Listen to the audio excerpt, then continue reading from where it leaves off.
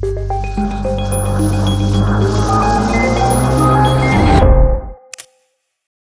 everyone, welcome back to Out Getting Subs.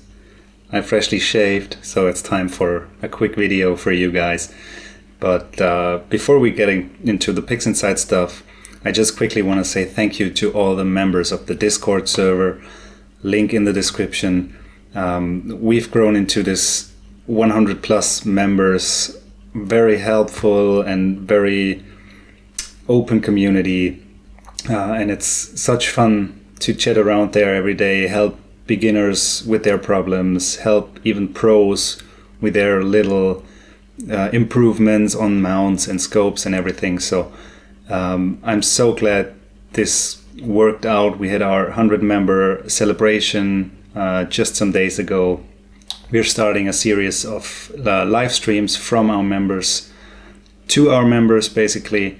But we're also going to do this on YouTube. You can see it. The first one happened just yesterday with Tom Butts showing off his basic PixInsight RGB workflow.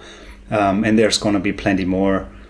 It's going to be linked at the end of the video or maybe up here. If I manage to do it, we'll see. So today I want to get into 5 quick helpers for PixInsight. PixInsight has become, or has been for a while, the go-to astro processing software for a lot of people. It's very different from its workflow, from its interface to, let's say, Photoshop or Affinity or other image processing software. It's a great tool, and there's, as everyone keeps saying, there's 100 ways to do stuff in PixInsight. So there's no, this is the way to do it.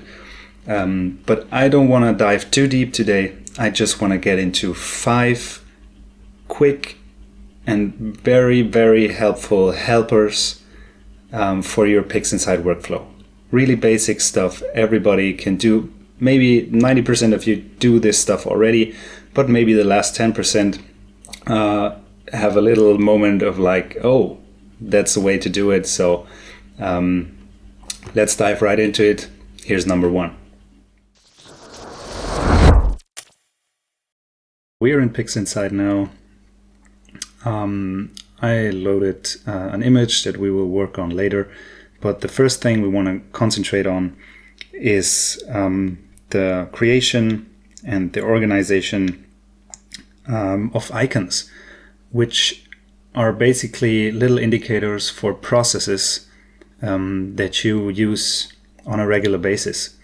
So let's, for example, just use the histogram transformation, basic process that actually everybody needs when editing astro images.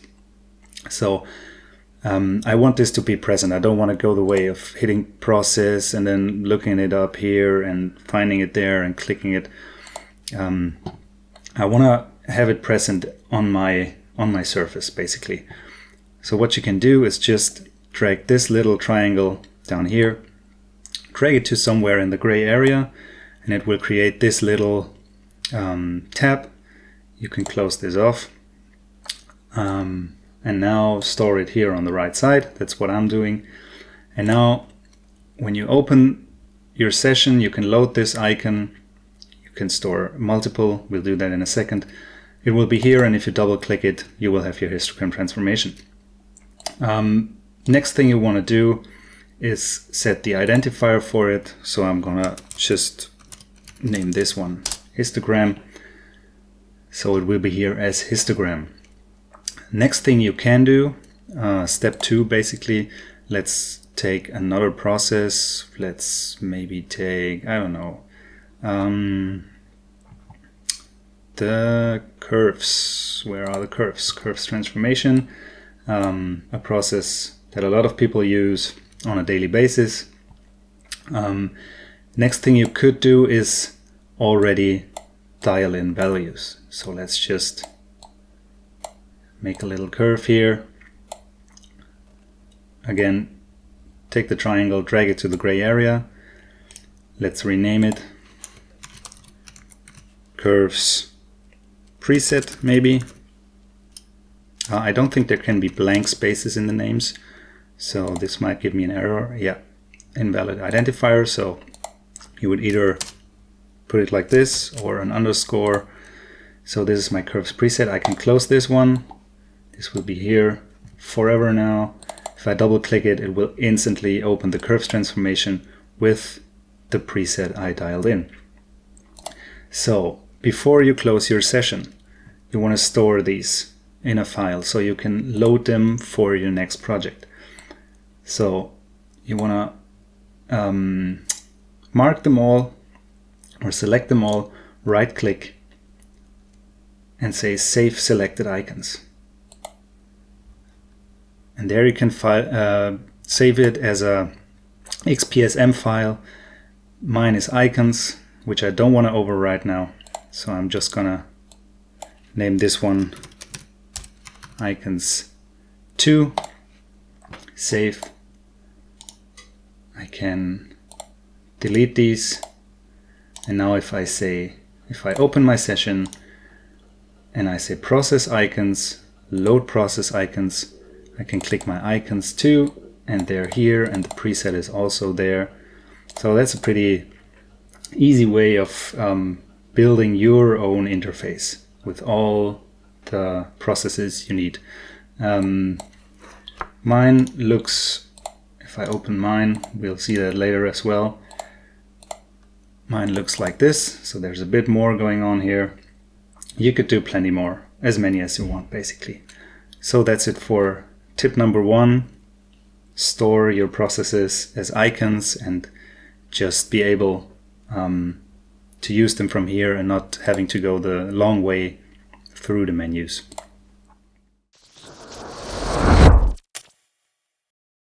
So the second little helper I want to show you is especially helpful for people with who do processing on a laptop or don't have the fastest CPUs available and want to save some time while doing their processing. It's about creating, utilizing previews. We're going to take a multi-scale linear transform on this NGC 6888 image, which is unprocessed. It's only applied the temporary stretch here. So I want to just totally overdo it, use the multi-scale linear transform, add a lot of layers. It's not even necessary for you to know what this does right now. I just want to crank it up a bit to see how long it takes to apply this to the full image. I'm gonna drag this over and we'll wait and see how long it takes to process this.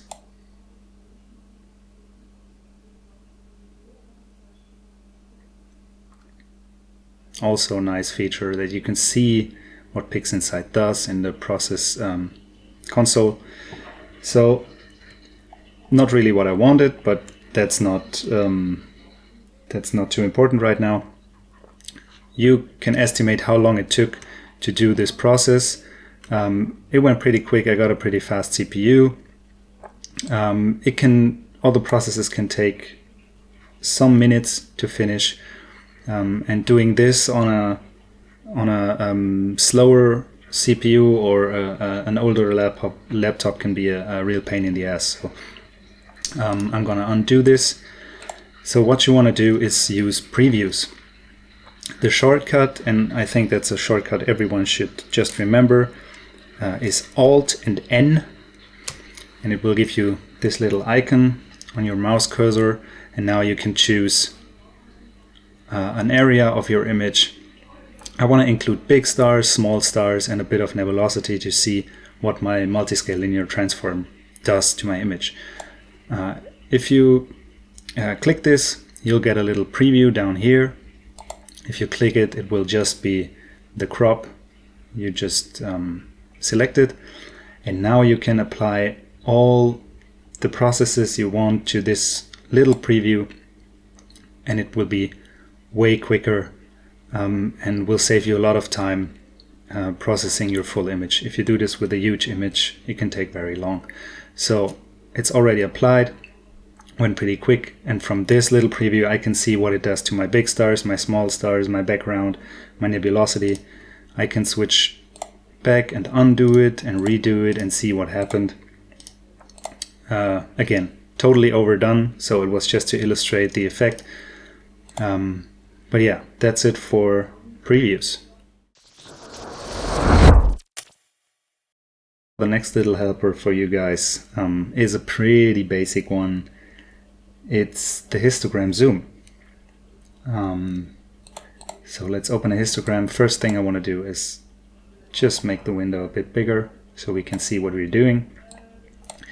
So you see that all your values for the RGB channels are just cranked down here in the corner, and you cannot really see what you're doing.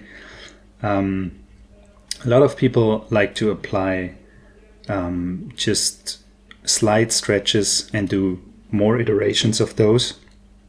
So they basically apply this and do it again and do it again. I'm more the guy to apply not too many stretches and really find my values. And for that I need to zoom in. So here's these two little fields where you can zoom in on your horizontal axis and your vertical axis. So if I crank this up to 2, you'll see what happens. I'm zoomed in double now. I can crank this up to 20 and you'll see that you can now start to see where your values for the corresponding channels begin and where they end in the spectrum. And the same applies to the vertical axis.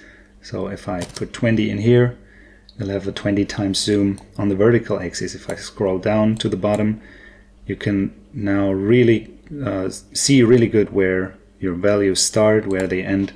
If I go up to 100, now I'm really exact on where my RGB values start in the spectrum. So that helps to do 1 or maybe 2, 3 really exact stretches, find your values there. Also good indicators down here where you can see your clip pixels. Always keep an eye on these. If I start moving my black point in, you see that I already clipped 780 pixels. So always keep an eye down here, so you don't need to zoom in too much to really find the beginning of your channel values. You can also take a look here to not clip too many of these. Number 4 of the little helpers for PixInsight would be the very basic process of a linear fit. So basically the sensor in your camera might have different efficiency, different sensitivity for various wavelength. So your image, like this one of NGC6888, will come out greenish or maybe with a red tint. In my case it's pretty green, so we're gonna do a linear fit on the different channels to make the color representation even over the whole image.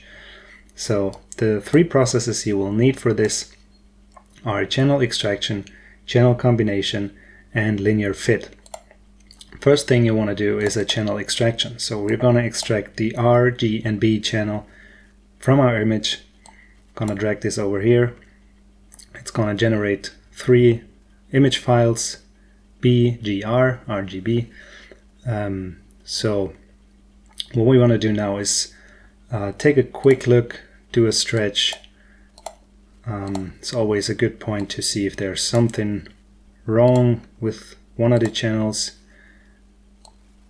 Nothing's wrong with those. And we're gonna use one of these as a reference. I'm gonna take red because I'm getting the most signal out of my red channel. You'll see it here in the nebulosity. We can close the channel extraction. We got our 3 extracted.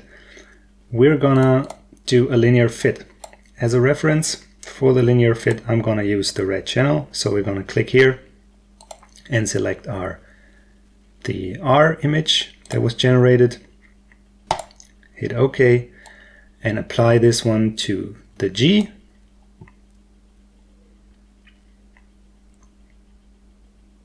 This might take some seconds. And apply it again to the B.